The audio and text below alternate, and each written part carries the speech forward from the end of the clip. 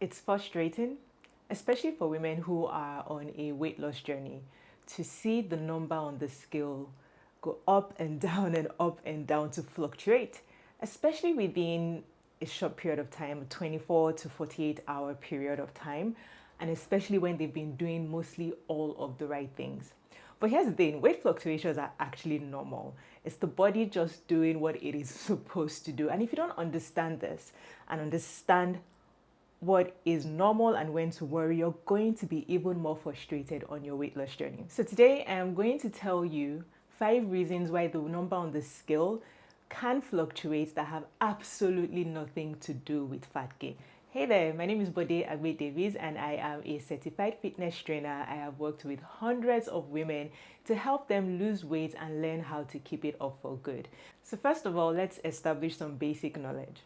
Every time you get on a scale to check your weight, you need to understand that the number on the scale isn't just fat. It is a summation of what is going on in your body. It is bones, it is fat, it is muscle. There's really no way for you to tell by just looking at that number what is fat, what is water, what exactly is causing a slight increase from what you saw yesterday to what the number is saying today.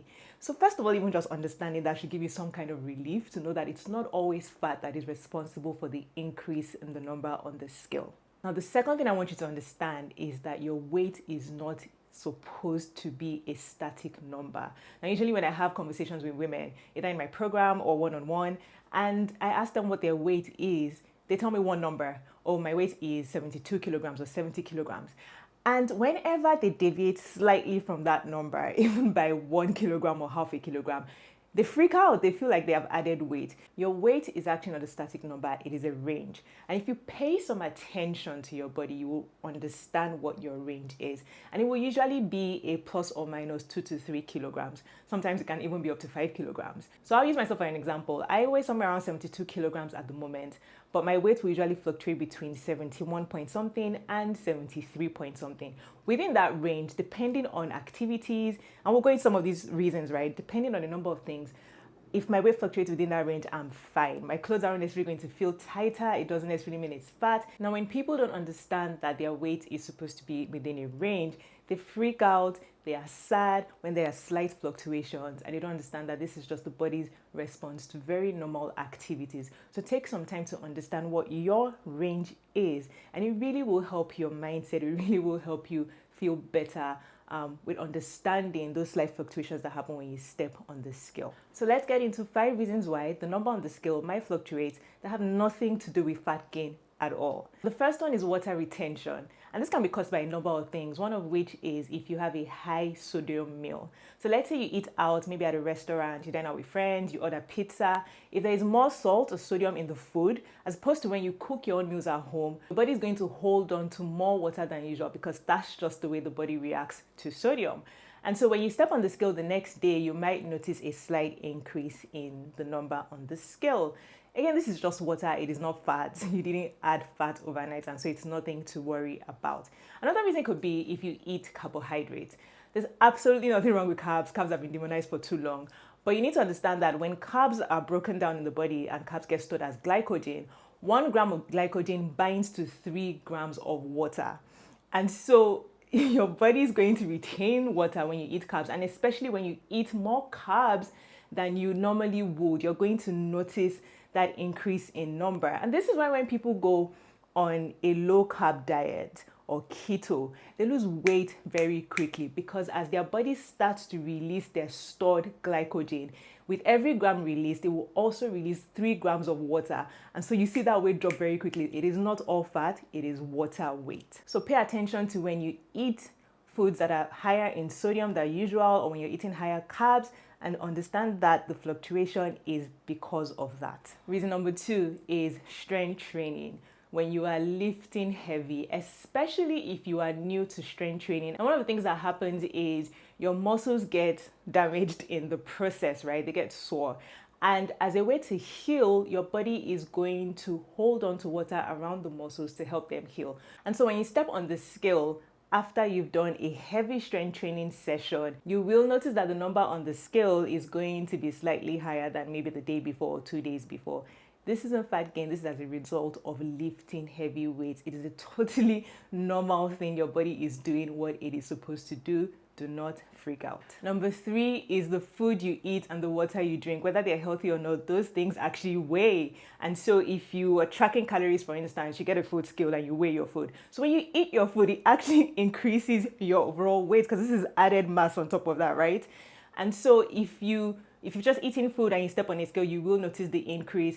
If you haven't moved your bowels, you will notice the increase. If you are constipated and haven't been able to go for a while, again, that is going to contribute, and you will notice an increase in the number of the scale if you're bloated. So your digestive system actually can make the number on the scale fluctuate within a range. And so just another thing, just another natural phenomenon, your body doing what it is supposed to do. And so if you've ever noticed, when you wake up first thing in the morning, climb on the scale before you've peed, before you've done a number 2, just step on the scale. And then shortly after, go use the bathroom, step on the scale again, and you'll notice that there's a reduction. The number on the scale has come down because certain things have left your body, and that is going to reflect on the scale. Number 4 is increased muscle mass as a result of strength training, lifting heavy weights.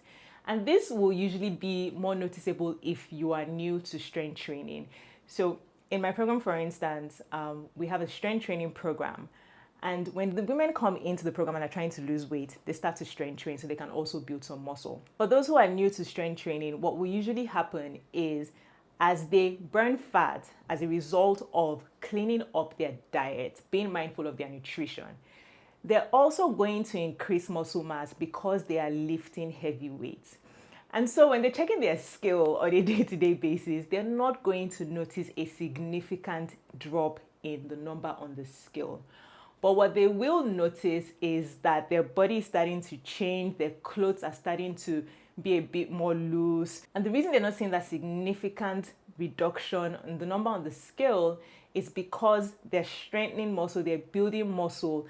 And muscle, obviously, as the weight of the muscle goes up, even though they're losing fat, it's like one's going up, one's coming down, and there's just like a struggle and a balance there. And so they're not going to see that significant loss. So if you are strength training and you are on a weight loss journey at the same time, the scale isn't going to really move as quickly as you want it to. And there might be fluctuations. Sometimes you wake up and because you've lifted heavy, the scale might go up slightly. So you need to understand that this is normal and pay attention to other changes that are going on in terms of clothes fitting better, having more energy and all of that. I'll use myself as an example again here. Over the past few years, lifting heavy and lifting heavier, I weigh more now than I did 5, 6, 7 years ago. I'm about 5 kilograms heavier. However, I'm still wearing the same dress size. And the reason for that is because of the weight of my muscles, the increased muscle mass. So understand that weight fluctuations are okay. In some situations, it's going to be more than fluctuations. It's going to be an increase. Doesn't mean you've gained fat. It might just be muscle mass. Now, a lot of women notice a degree of bloating from fluid retention immediately before their period or during their period. And that bloating, water retention, can cause fluctuations with the number on the scale showing slight increase and then maybe a decrease shortly after, right? And one of the reasons responsible for this is that craving. Does that ever happen to you when you're your period, ladies?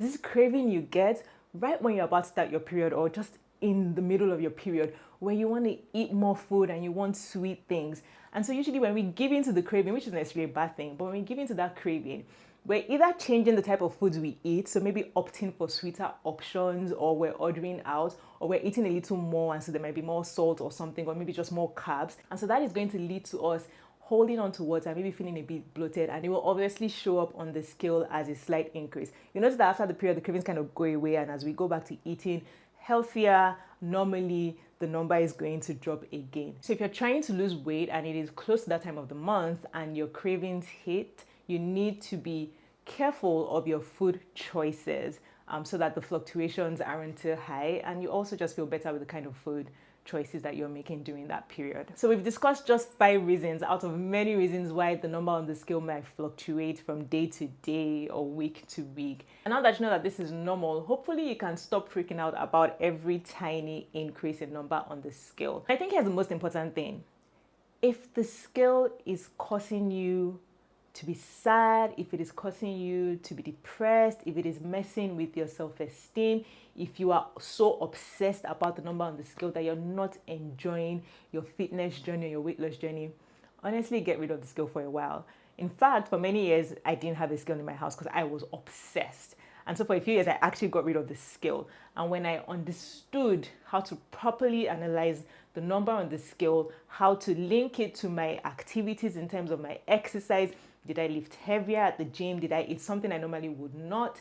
Once I could really logically look at the number and not freak out and not be depressed and not tie my emotions and feelings to that number, then I was able to bring the scale back into my home. So honestly, if it is causing you too much stress, if you're too obsessive about it, please feel free to get rid of the scale for a while and then start to focus on other things like your energy levels, the way your clothes fit and things like that. I'll do a whole video about other ways you can measure your progress, your fitness progress other than the scale. But I hope you found this useful and I hope this information will help you on your weight loss journey. Now, I made a video a few weeks ago where I talked about my struggle to lose 5 kilograms. As a fitness coach, it took me 8 months to lose 5 kilograms, and I talked very freely and openly, very transparently about that, and you will find the video somewhere on the screen or the link in the description, so be sure to check that out. I will also put a link to my at-home strength training program for women in case you want to check that out. If you need a loving community where you can strength train from home, get support, get the knowledge you require to support you on your fitness journey, check out my program. It is called Fit, Strong, Thrive. I will catch you on the next video. Take care.